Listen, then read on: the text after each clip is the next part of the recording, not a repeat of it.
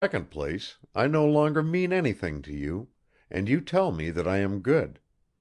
It's just like placing a wreath of flowers round the head of a corpse." "Evgeny Vassilich, we are not masters," began Anna Sergeyevna, but a gust of wind blew across, started the leaves rustling and carried away her words. "Of course you are free," said Bazarov after a pause. Nothing more could be distinguished. The steps went farther away. All became quiet again. Arkady turned to Katya. She was sitting in the same position, but her head bent still lower. "Katerina Sergeyevna," he said, his voice shook and he clenched his hands. "I love you, forever and irrevocably, and I love no one except you. I wanted to tell you this, to find out what you will say and to ask you to marry me, because, of course, I'm not rich and I feel ready for any kind of sacrifice. You don't answer. You don't believe me? Do you think I'm talking lightly? But remember these last days. Surely you must be convinced by now that everything else you understand me absolutely everything else has vanished long ago and left no trace? Look at me, say one word to me. I love you. Believe me." Katya turned her eyes to Arkady with a grave and radiant look, and after a long reflective pause, she murmured, smiling slightly, "Yes." Arkady jumped up from the seat. "Yes! You said yes, Katerina Sergeyevna! What does that word mean? Just that I love you? That you believe me? Or I daren't go on." "Yes," repeated Katya, and this time he understood her. He seized her large beautiful hands, and, breathless with enthusiasm, he pressed them to his heart. He could hardly stand on his feet and only kept on repeating, "Katya, Katya," and she began to weep in such an innocent way, smiling gently at her own tears. Whoever has not seen such tears in the eyes of a beloved person has not yet experienced to what an extent, overwhelmed with gratitude and awe, a human being may find happiness on earth.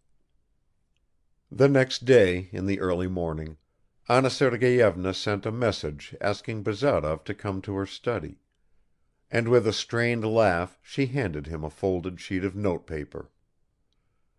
It was a letter from Arkady, in which he asked for her sister's hand in marriage. Bazarov quickly read through the letter, and could only with some effort conceal the malicious impulse which at once flared up within him. "So there it is," he remarked, "and apparently you thought no longer ago than yesterday that his feelings for Katerina Sergeyevna were of the brotherly sort. What do you intend to do now?" "What would you advise me to do?" asked Anna Sergeyevna, continuing to laugh. "Well, I suppose," answered Bazarov, also with a laugh, though he felt anything but gay and no more wanted to laugh than she did, "I suppose you ought to give the young people your blessing. It's a good match from every point of view. Kirsanov is tolerably well off, he's the only son, and his father's a good-natured fellow; he won't object." Madame Odintsov walked up and down the room. Her face flushed and turned pale by turns. "You think so?" she said. "Well, I see no obstacles. I'm glad for Katya and for Arkady Nikolaich. Of course I shall wait for his father's answer. I will send him in person to him. So it turns out that I was right yesterday when I told you that we have both become old people. How was it I noticed nothing? That surprises me." Anna Sergeyevna laughed again and quickly turned her head away. "The younger generation of today has grown painfully cunning," remarked Bazarov, and he also gave a short laugh. "Good by," he began again after a short silence.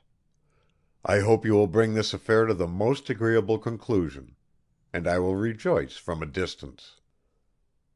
Madame Odintsov turned to him quickly. "Are you going away? Why shouldn't you stay now? Do stay. It's such fun talking to you. One seems to be walking on the edge of a precipice. At first one feels timid, but one gets somehow exhilarated as one goes along. Won't you stay?" "Thank you for the invitation, Anna Sergeyevna, and for your flattering opinion of my conversational talents. But I find I've already been moving around for too long in a sphere which is alien to me. Flying fish can hold out for a time in the air, but soon they have to splash back into the water. You must allow me too to flop down into my natural element." Madame Odintsov looked at Bazarov. A bitter smile twisted his pale face. "This man loved me," she thought, and she felt sorry for him and held out her hand with sympathy. But he too understood her. "No," he said, stepping back a pace. "I'm a poor man, but I've never accepted charity so far. Good by and good luck." "I am sure that we are not seeing each other for the last time," said Anna Sergeyevna with an unconscious movement. "Anything can happen in this world," answered Bazarov, and he bowed and went out. "So you propose to build yourself a nest?" he said the same day to Arkady, crouching on the floor as he packed his trunk. "Well, it's a good thing. Only you needn't have been such a humbug about it. I expected you'd go in quite a different direction. Perhaps, though, it took you unawares?" "I certainly didn't expect this when I left you," answered Arkady.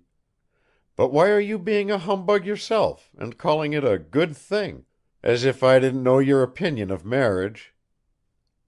"Ah, my dear friend," said Bazarov, "how you express yourself. You see what I'm doing. There happened to be an empty space in my trunk, and I'm putting hay into it. That's how it is with the luggage of our life; we would stuff it up with anything rather than leave a void. Don't be offended, please. You probably remember what I always thought of Katerina Sergeyevna. Many a young lady is called intelligent simply because she can sigh intelligently; but yours can hold her own, and indeed she'll hold it so well that she'll have you under her thumb.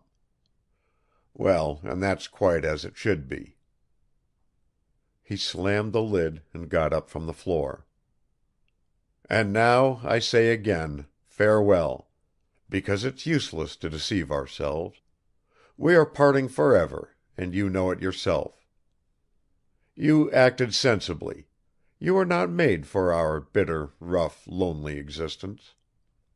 There's no daring in you, no hatred, though you've got youthful dash and youthful fervor.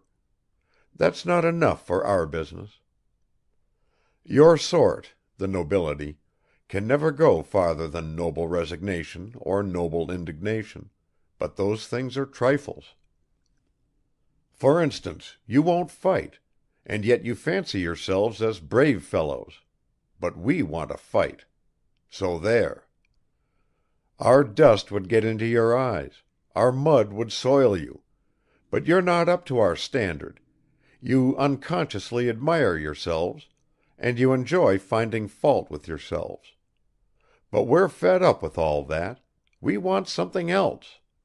We want to smash people. You're a fine fellow, but all the same you're a mild little liberal gentleman, ai vola tu, as my parent would say." "You are bidding good-bye to me forever, Evgeny," said Arkady sadly. "And you have nothing else to say to me." Bazarov scratched the back of his head. "Yes, Arkady, I have other things to say to you, but I won't